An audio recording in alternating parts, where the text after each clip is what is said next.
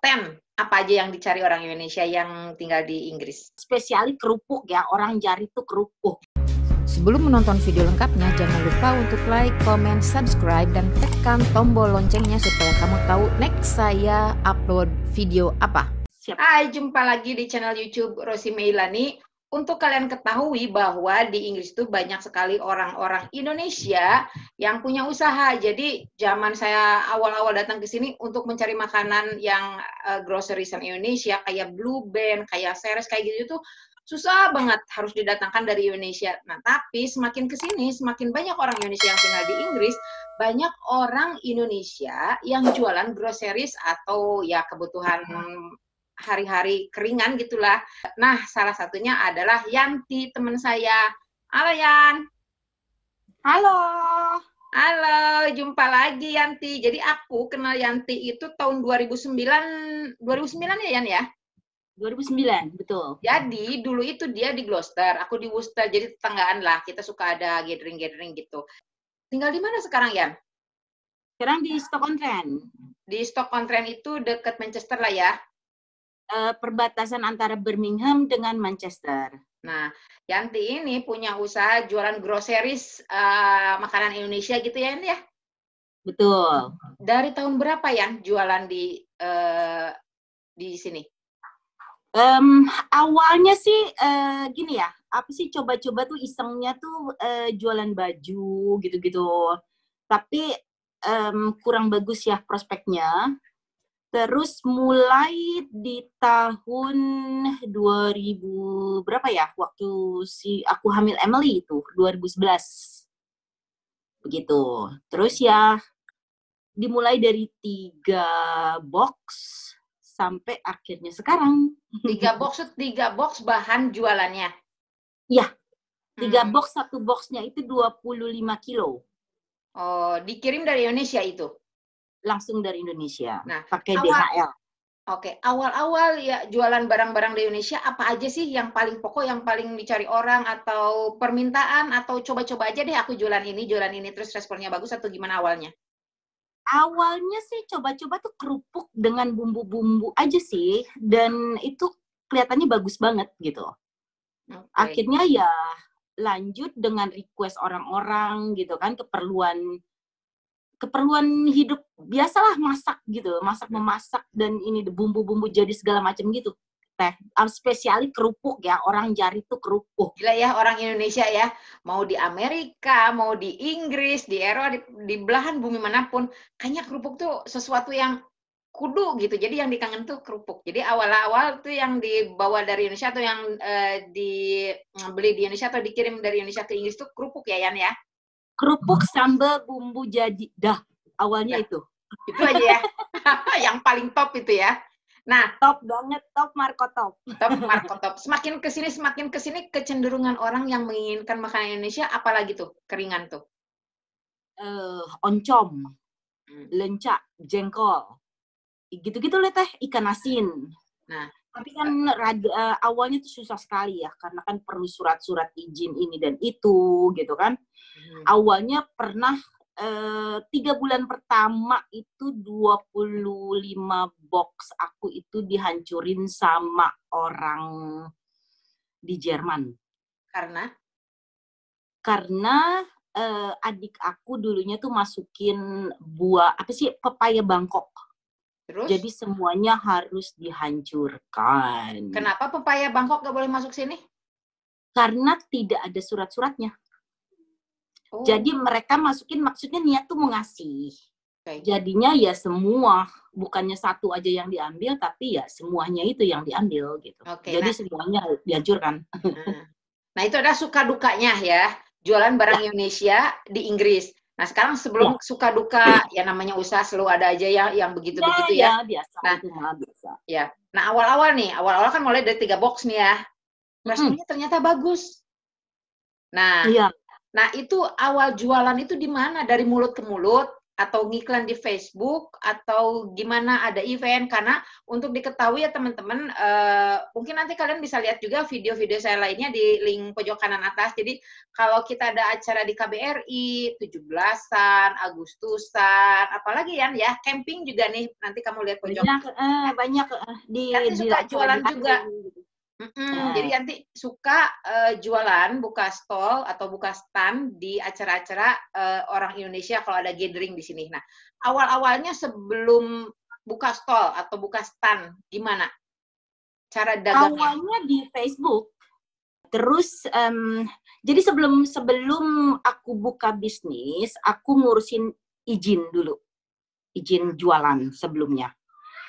Karena kan barang-barang aku kan langsung ekspor import ya, jadinya itu wajib punya yang namanya IORI. IORI itu izin masuk. IORI itu Economic Operators Registration Number. Oke. Nah, untuk ngurusin itu susah nggak? Peter sih yang ngurus semuanya. Okay. Untuk usaha di Inggris, ngurusin surat-surat gitu ribet nggak, Yan? Atau cukup kooperatif, semuanya serba online atau bagaimana? Gampang sekali semuanya, Teh. Gampang sekali. Karena pemerintah Inggris itu dia mendukung orang-orang yang mau bisnis ya. Betul. Bayarnya pun nggak mahal-mahal amat juga sih. Bahasa Indonesia apa sih? License gitu tuh, apa tuh? Ya, lisensi, surat izin lisensi, usaha. Ya. Iya, betul. Nah, kalau bahasa Indonesia sih surat izin usaha. Jadi, sebenarnya kalau mengikuti aturan pemerintah Inggris untuk dapat bikin usaha ya gampang-gampang aja ya. Semuanya online lah ya. Gampang sekali. Anyway, surat udah didapat nih. Terus surat udah didapat, mulailah jualan di yang 3 box itu. 3 box. 3 box, satu boxnya 25 kilo. Betul. Nah, oke. Beli laku dalam berapa bulan tuh yang jualan yang pertama? 1 minggu. 1 minggu. Gila ya. Jadi demand-nya tinggi banget ya orang Indonesia ya. Betul. Nah, alhamdulillah. Nah, udah laku tuh. Terus volumenya diperbanyak atau gimana?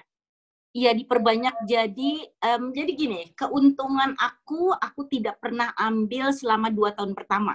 Karena untuk bahasa Sundanya untuk nambah lagi. Untuk modal.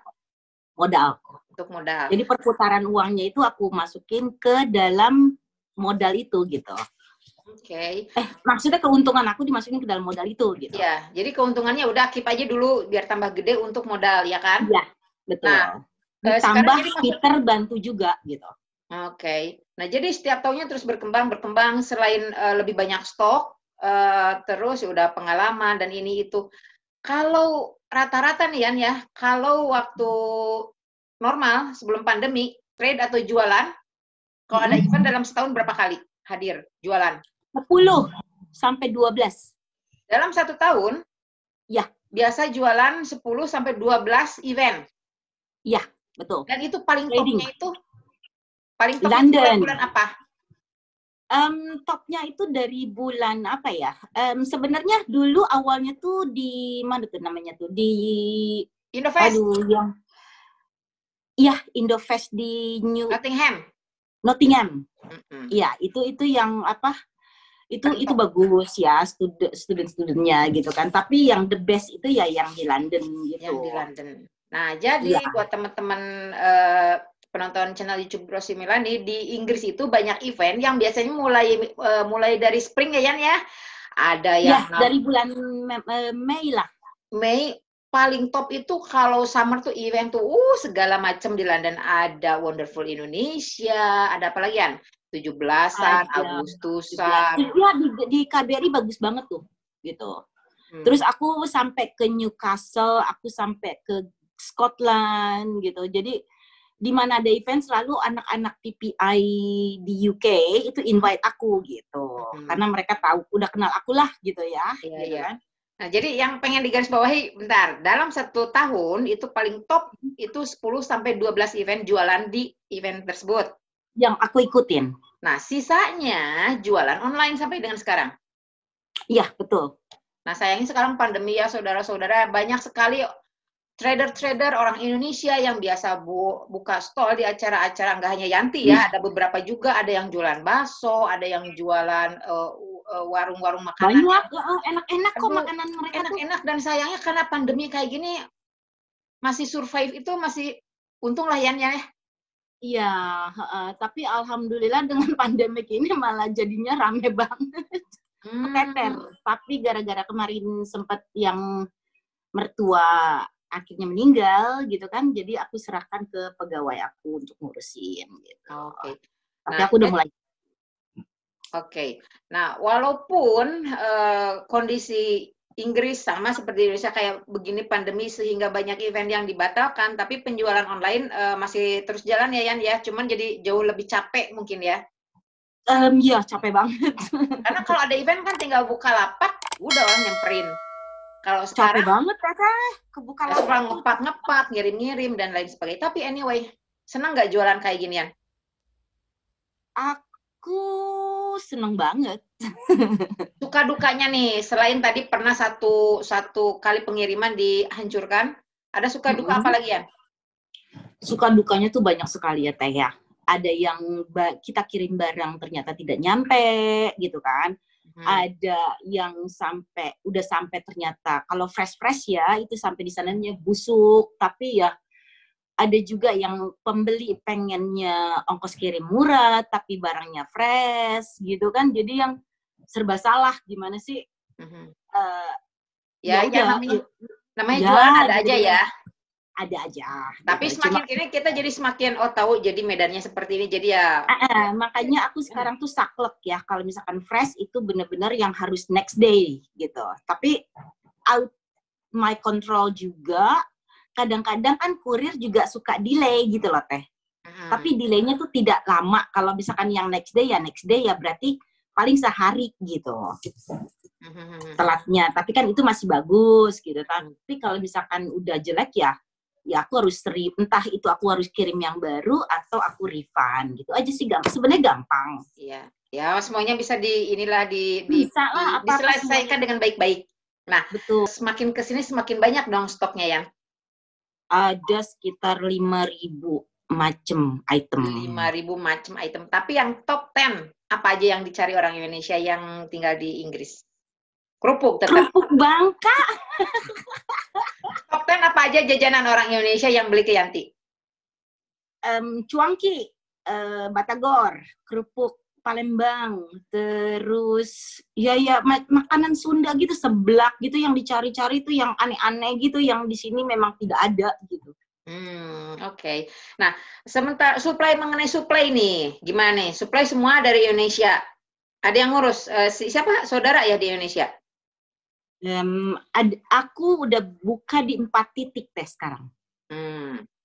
Gitu. Jadi karena mereka udah mulai keteter, jadi yang 1 titik ngurusin yang ini, yang 1 titik ngurusin yang ini gitu. Jadi aku bagi-bagi gitu. Oke. Pengiriman nih dari Indonesia ke Inggris dalam 1 bulan sekali atau gimana hitungannya? Atau sehabisnya stok? Bisa 2-3 kali. Malah selama pandemik ini itu seminggu bisa 3 kali. Oke. Oh ya Yan, satu lagi nih. Kalau misalnya kita jualan di Inggris tuh mengenai pajak gimana Yan? Masalah pajak itu sebenarnya gampang Teh ya. Kalau kita pendapatan di bawah 11.000 per tahun dari jualan kita ini, itu tidak akan dikenakan pajak. Oh oke. Nah, sekarang si government tahu dari mana pendapatan kita di bawah 11.000 atau di atas 11.000? Tahu dari mana? Karena kan orang transfer. Oke. Jadi si government itu ngecek account bisnis kita. Pemerintah itu connect sama bank account kita. Jadi nanti ada apa sih, bank itu tidak bisa dibohongi gitu. Dan kalau misalkan melebihi itu akan ada yang disebut apa ya, pokoknya mereka akan cross check ini dan itu gitu loh. Oke. Nah itu jadi namanya pajak penjualan. Berapa persen ya dari ngitungnya gimana? Misalnya pendapatan tergantung. Kalau sayuran itu tidak ada pajaknya, tapi biaya kirimnya itu yang gila-gilaan. Itu 300% biaya kirim untuk yang fresh ya. Iya. Karena kan itu nggak bisa yang beberapa hari gitu kan. Iya. Jadi jenis pengirimannya harus kilat. Iya, harus kilat. DHL ya? Hari ini berangkat, iya aku pakai DHL atau enggak aku pakai Singapore Airlines. Oh, oke.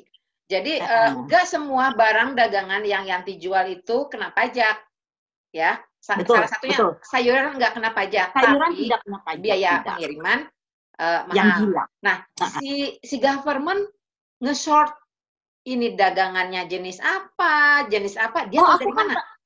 Aku pakai accountant. Oke. Jadi nih gue menjual sayuran sekian. Jelasin semuanya. Masalah urusan pajak ini, penjualan, pemasukan ini segala macam, aku pakai accountant gitu.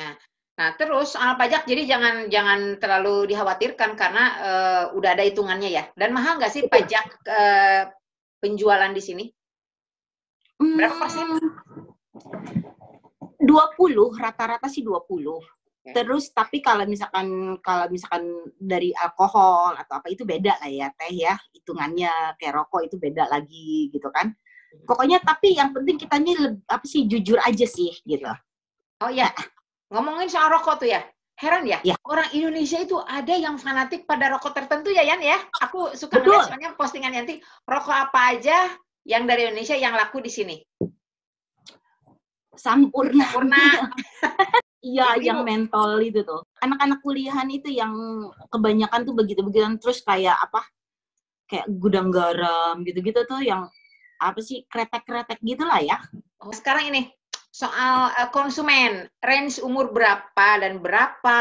Apakah lebih banyak anak PPI? Apakah banyak ibu rumah tangga yang perlu bumbu? Bisa di range nggak? Pembelinya siapa sih Yan yang jajan di Yanti?